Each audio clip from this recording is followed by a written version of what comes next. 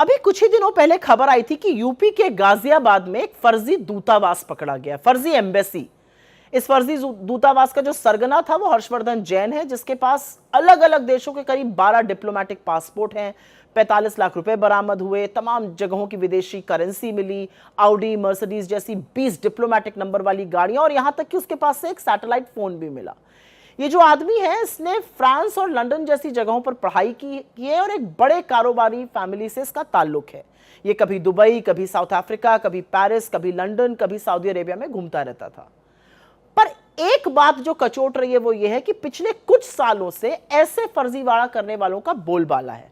आपको याद होगा कुछ महीनों पहले गुजरात का किरण पटेल फर्जी पीएमओ अधिकारी बनकर कमांडो से लैस कश्मीर में खुलेआम घूम रहा था और सब उसकी आवभगत में लगे हुए थे।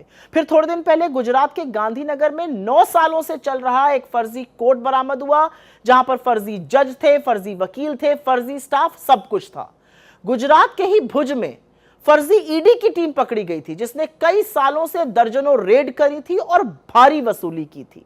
गुजरात के सूरत में फर्जी डॉक्टर्स जो कई सालों से एक फर्जी सुपर स्पेशलिटी अस्पताल चलाकर लोगों की जिंदगी के साथ खिलवाड़ कर रहे थे, वो पकड़े गए। मोरबी जिले में, गुजरात का ही मोरबी जिला, कई सालों से फर्जी टोल प्लाजा चल रहा था, जहां पर लोगों से वसूली की जा रही थी। असल में यह लिस्ट बहुत लंबी है ऐसे फर्जीवाड़ा करने वालों की, लेकिन इनसे कुछ बातें साफ है।